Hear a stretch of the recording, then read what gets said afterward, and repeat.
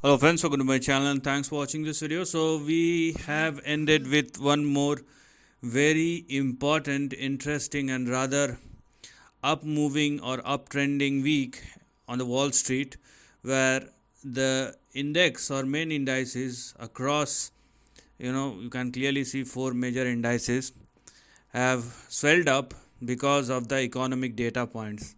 So there are some sudden change in events, and it looks like, I mean, as we are reaching closer to the US political election or presidential election rather, situations are turning out to be somewhat favorable for stock market. Okay, I'm specifically using the term stock market.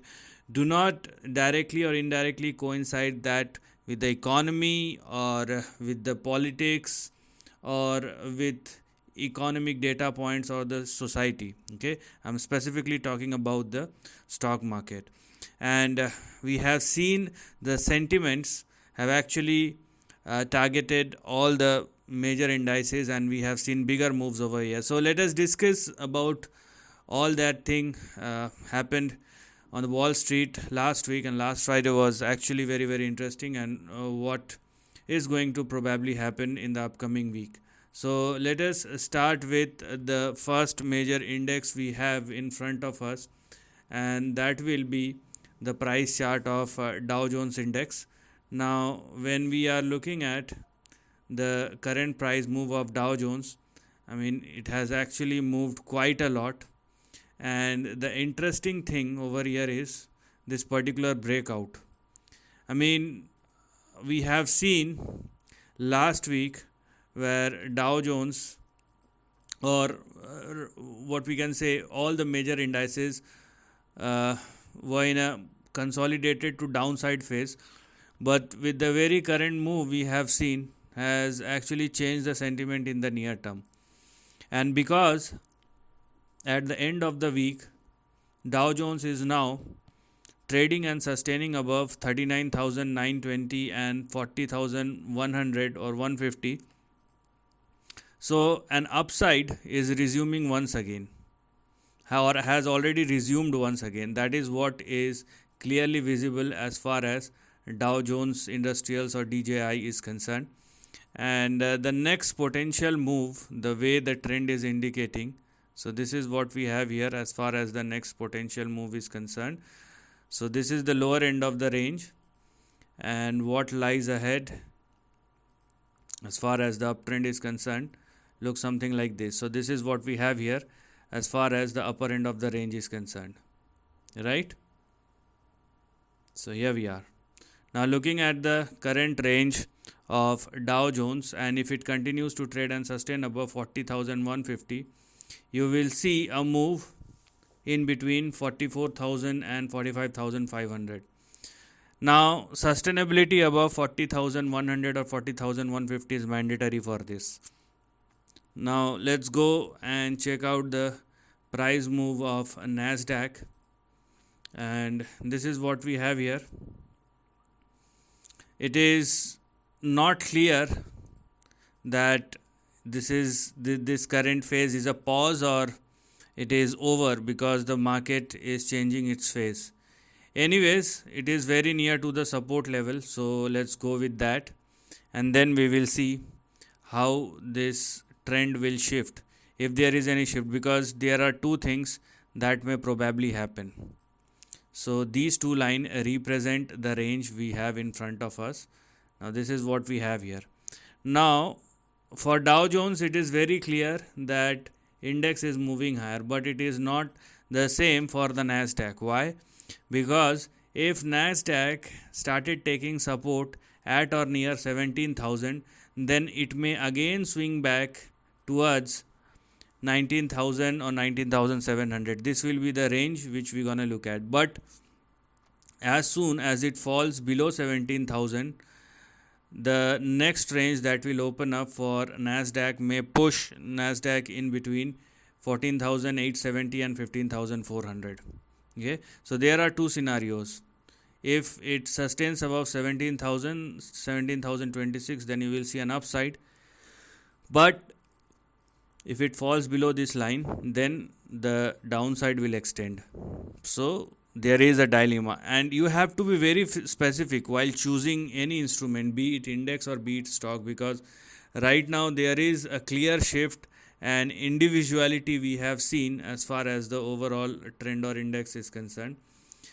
Now the same applies for S&P 500 as well. You can clearly see the trend which looks very similar to NASDAQ rather than Dow Jones, where we have a clear cut breakout. But when we are looking at the current price chart of S&P 500, I mean, some part of it will balanced out because of the participation of NASDAQ, what we have here, bigger pardon, Dow Jones.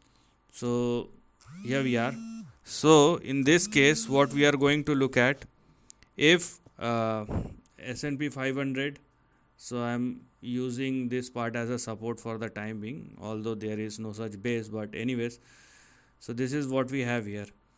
If S&P 500 takes support at 5413 or more, then obviously there is still some upside which is left, which means what we have here is an up move which may push S&P 500 in between 5700 and 5900. The problem will start if it falls below 5400. Then you will see an extension of the correction which will start once again. So I mean, last week I have explained this dichotomy where Dow Jones was obviously strong, but S&P 500 and NASDAQ lacks confidence, and it was actually giving an indication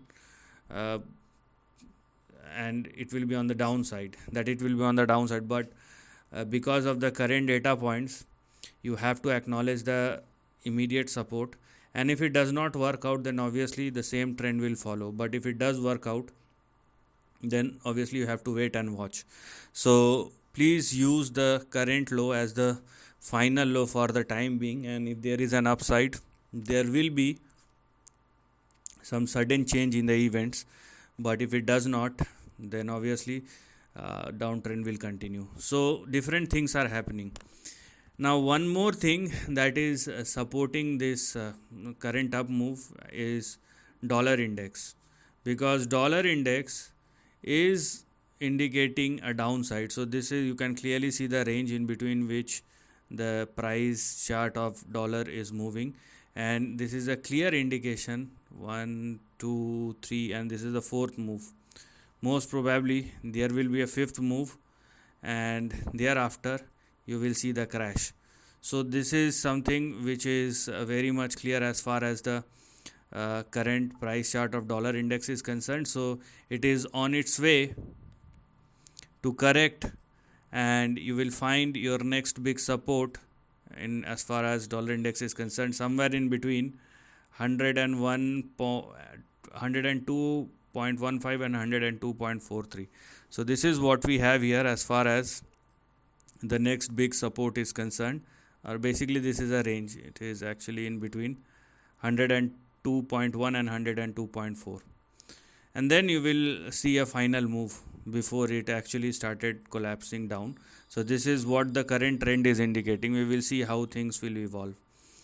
And one more thing which we have seen is the current price chart of gold, and we have seen some correction, but as I have been telling you that this correction is not a correction but rather an accumulated or accumulative zone.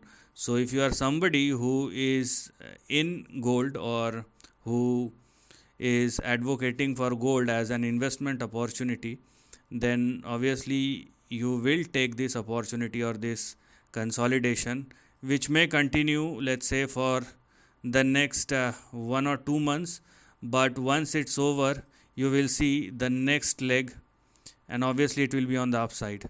So you have to be very cautious if you are trying to short it, because there is some sort of correction which is happening. It is not a correction if you simply observe the chart of gold futures, and you can clearly see the move. It is rather a consolidation which is happening right now, and the moment it hits near 2280, the correction or consolidation will be over, because you will find your next big supportive range in between 2200 and you have 2300. This is the range. Once gold futures hit this particular range, you will see next leg on the upside. So 1 and 2 and 3 and 4 and 5, most probably $3000 will be next on the card. So this is something which one must look at, and one cannot discard this thing. So you better understand the opportunity, and if you are finding a good level or a good base, then obviously you have to encash it. So net it is very good for the equity market as of now, because dollar index is moving lower, gold is consolidating, and because of positive economic data points, as well as a previous candidate is rising who is good for the stock market, is now an indication that he is probably going to win. So it's a net positive for the stock market. Let us see what will happen, but do not try to stretch the levels. That's what you're gonna see. And if you try to go beyond the range, it will create problems for you, not for the market. So this is the end of the video. Thanks for watching.